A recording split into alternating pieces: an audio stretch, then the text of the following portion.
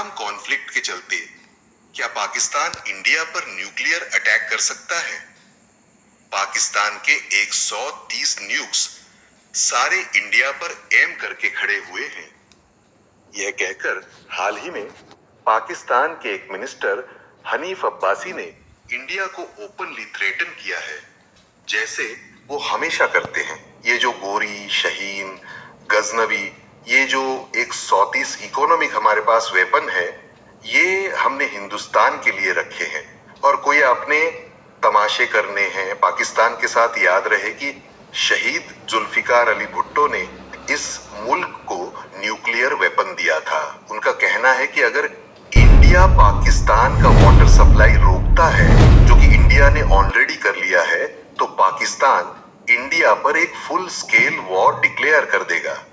उन्होंने यह तक कहा कि पाकिस्तान के न्यूक्लियर वेपन्स सिर्फ दिखावे के लिए नहीं है, बल्कि एक्शन के लिए है और उनके पूरे देश में कोई नहीं जानता कि न्यूक्लियर वेपन्स कहां पर छुपाए हुए हैं और ये सारे के सारे न्यूक्लियर वेपन्स सिर्फ और सिर्फ इंडिया पर ही टारगेटेड है।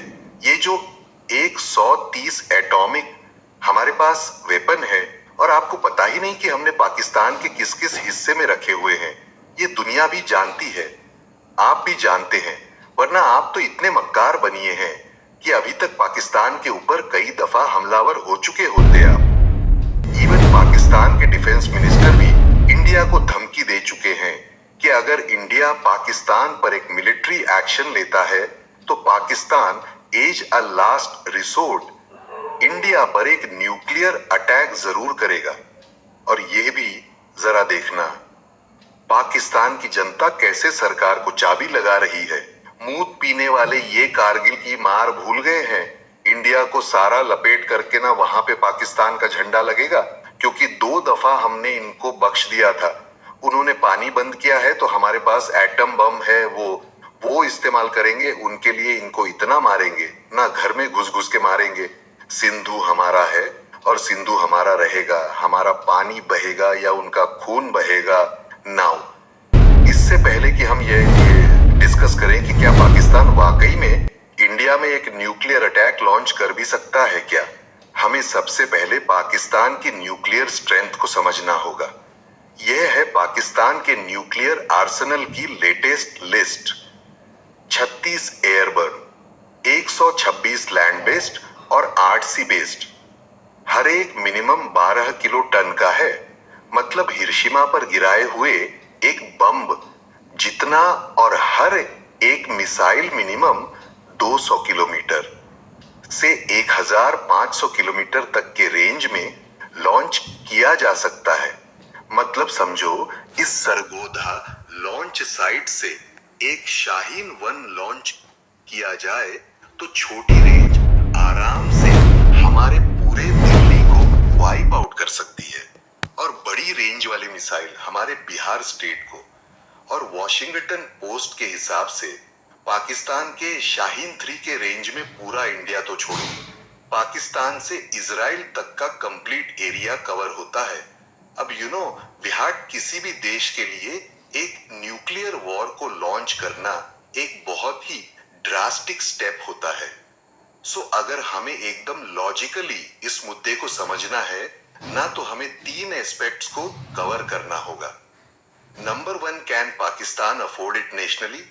मतलब क्या पाकिस्तान के खुद के देश के हालात ऐसे हैं कि वो इंडिया पर एक न्यूक्लियर अटैक एल्ज भी कर सकता है? Number 2, can Pakistan afford it internationally? Globally कौन से देश पाकिस्तान का इस न्यूक्लियर अटैक में साथ दे सकते हैं? And finally number 3, can Pakistan afford it legally? यानी कि न्यूक्लियर अटैक के पहले कौन से प्रोटोकॉल्स होते हैं, किन सिनेरियोस में एक न्यूक्लियर अटैक को लॉन्च किया जा सकता है? क्या लीगल एग्रीमेंट्स और जियोपॉलिटिकल प्रोटोकॉल्स के तहत पाकिस्तान इंडिया पर वाकई में एक न्यूक्लियर अटैक एल्च कर सकता है? Let's find out. 28 मई 1998 पाकिस्तान 6 सक्सेसफुल न्यूक्लियर टेस्ट करके विश्व का पहला इस्लामिक देश बन गया, जिसके पास न्यूक्लियर वेपन्स आ चुके थे। मगर बहुत कम लोग यह जानते थे कि पाकिस्तान दुनिया दुनिया की शायद इकलौती कंट्री होगी जिसने ये न्यूक्लियर बॉम्ब्स बिना पैसे लगाए, बिना ज्यादा कुछ मेहनत किए, पूरा का पूरा जुगाड़ से हासिल किए।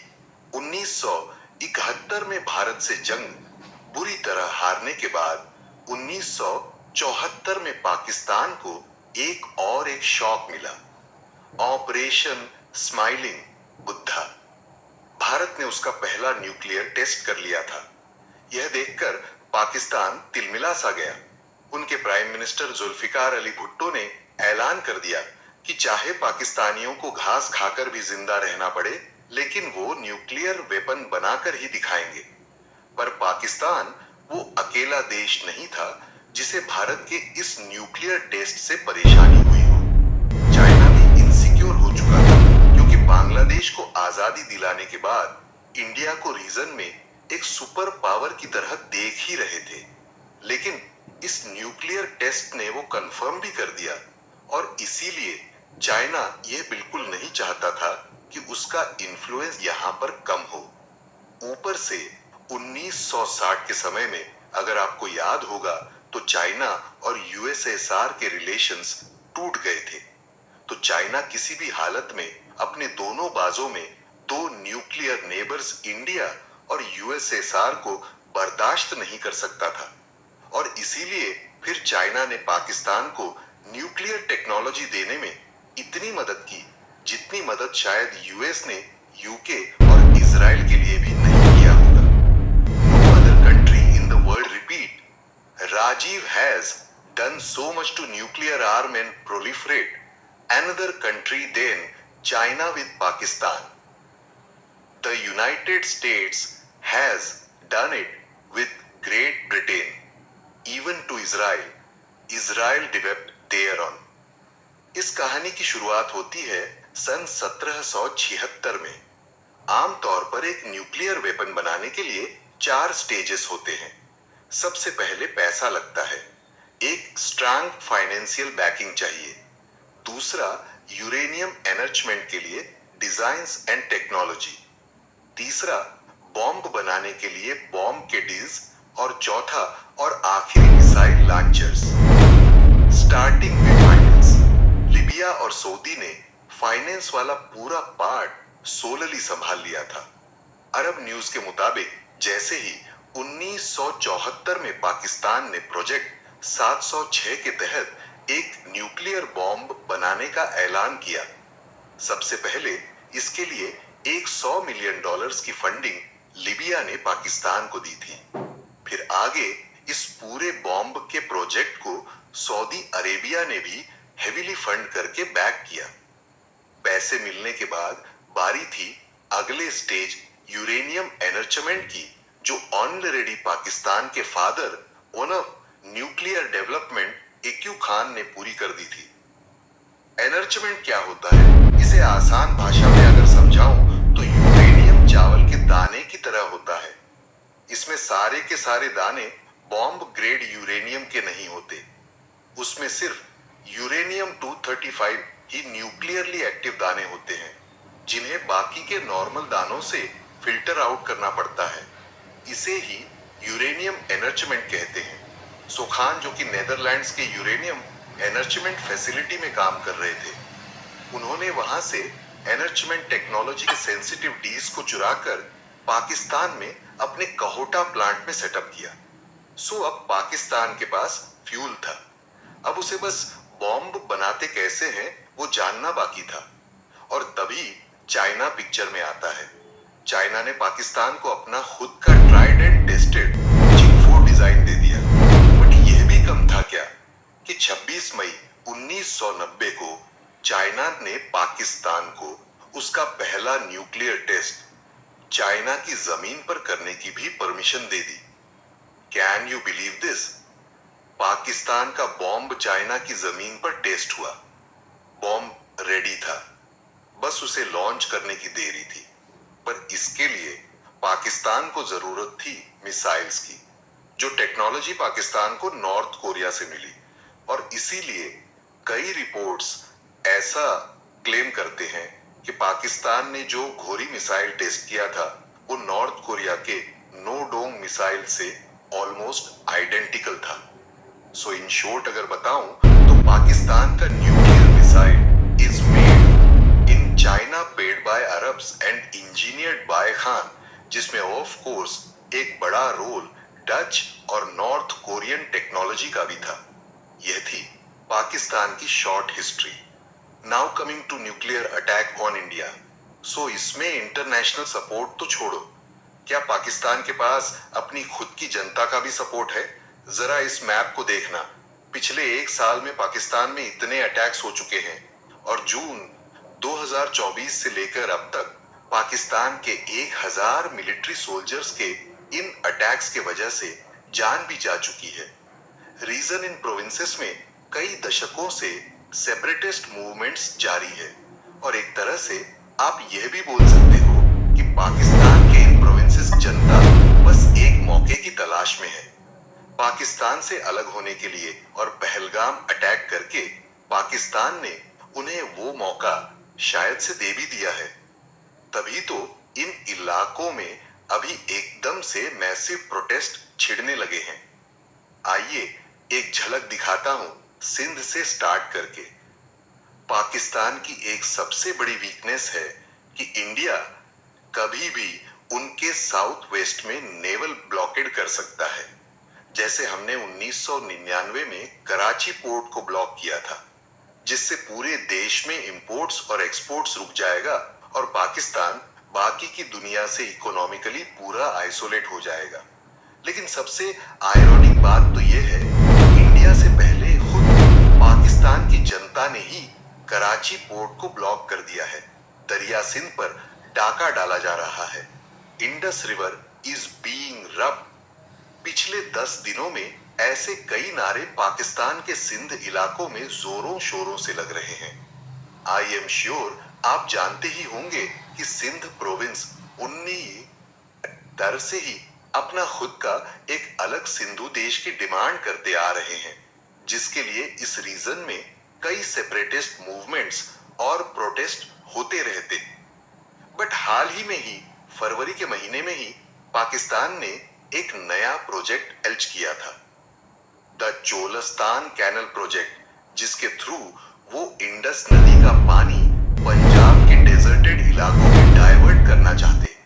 लेकिन इस बात पर पाकिस्तानी सिंध की ऑलरेडी मार्जिनलाइज्ड कम्युनिटी बिल्कुल भी खुश नहीं थी। उनके एलिगेशंस हैं कि इस प्रोजेक्ट से पाकिस्तानी आर्मी पंजाब के डेजर्ट्स में खुद कॉरपोरेट फार्मिंग करके पैसे कमाना चाहती है, लेकिन पानी डाइवर्ट करने से उनका लॉस हो रहा है क्योंकि सिंध का पूरा रीजन एग्रीकल्चर पर ही हेवीली डिपेंडेंट। और इसीलिए इस मुद्दे पर सिंध प्रोविंस में इतने मैसिव प्रोटेस्ट छिड़ चुके हैं कि अभी कुछ दिन पहले ही न्यूज़े आया कि प्रोटेस्टर्स ने कराची पोर्ट तक के आने जाने वाले सारे हाईवेज को ब्लॉक कर दिया है। मुतनाज़ा कैनाल मंसूबे के खिलाफ बबलू बाईपास पर धरना, सखर और तराफ में नेशनल हाईवेज पर कई किलोमीटर हैवी गाड़ियों की कतारें लगी हुई हैं। नाउ इवन दो पाकिस्तान में और भी पोर्ट्स हैं, लेकिन कराची पोर्ट पाकिस्तान का by far the largest port है, जहां पर इंपोर्ट और एक्सपोर्ट का ट्रैफिक बहुत हाई है और इसीलिए फिलहाल वहां पर 30,000 ट्रक्स का ट्रैफिक जाम लग चुका है, जिनमें मिलियंस ऑफ डॉलर्स का सामान है। इसी जाम में 1000 फ्यूल टैंकर्स भी फंसे हुए हैं, जिस वजह से अगर यह ब्लॉक क्विकली क्लियर नहीं हुआ तो पाकिस्तान में जल्द ही एक major fuel crisis plus manufacturing crisis भी आ सकता है। एंड ऑफ कोर्स ये पाकिस्तान की ऑलरेडी क्रिपलिंग इकोनॉमी को और बर्बाद कर देगा। नेक्स्ट बलूचिस्तान की बात करते हैं तो ठीक पहलगाम कॉन्फ्लिक्ट के बाद से यहाँ पर पाकिस्तानी मिलिट्री पर टेररिस्ट अटैक्स होना और ज्यादा जोरों शोरों से शुरू हो चुका है। अब कुछ दिन पहले ही बलोच लिबरेशन आर्मी BLA, जो बलोचिस्तान रीजन के एक रिबेल ग्रुप है, उन्होंने 25 अप्रैल 2025 को सिर्फ 24 घंटों में ही, यानी कि एक दिन में ही बीएलए ने पाकिस्तानी मिलिट्री पर 3 आईडी ब्लास्ट किए, जिसमें 10 पाकिस्तानी सोल्जर्स की मौत हो गई। इसके जस्ट एक महीने पहले ही 18वीं मार्च 2025 को बीएलए ने पाकिस्तान के एक आर्मी कॉर्नवो पर ही हमला कर दिया था। अब अगर बीएलए की माने तो ये हमला हमारे देश में हुए पुलवामा हमले से भी बड़े स्केल का था, क्योंकि इसमें 90 पाकिस्तानी सोल्जर्स मारे गए। BLA claim to have killed 90 Pakistani military personnel in the attack. Again historically ही बलूचिस्तान प्रोविंस के भी पाकिस्तान के साथ कुछ खास रिश्ते नहीं है।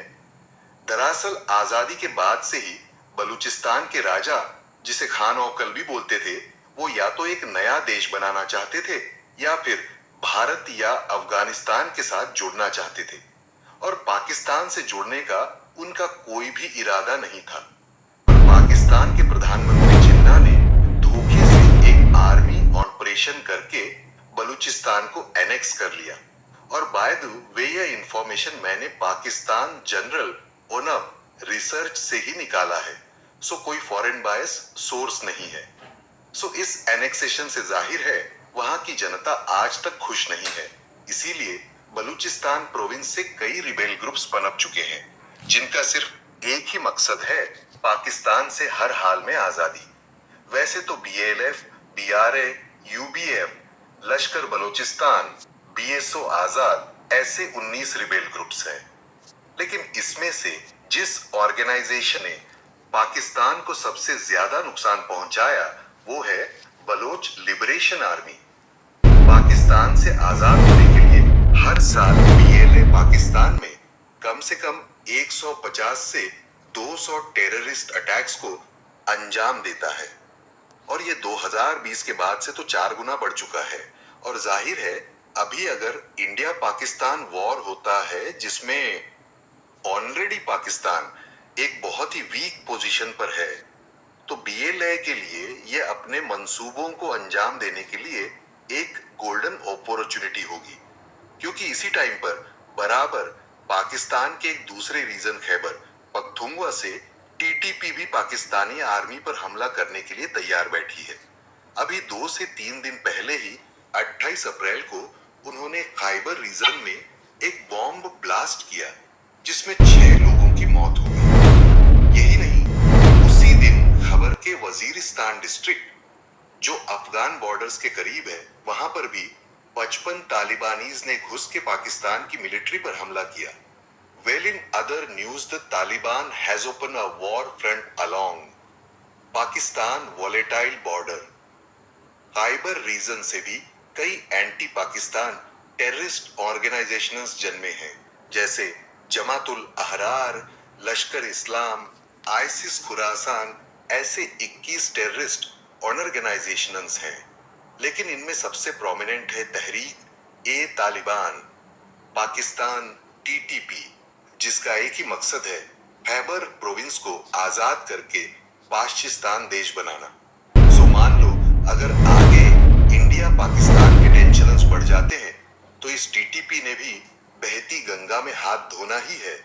और अभी तो पीओके से ही 3-4 दिन पहले ही न्यूज़ आई है कि माइंस एंड मिनरल्स बिल को लेकर पीओके में हजारों की तादाद में लोग प्रोटेस्ट पर उतर आए हैं।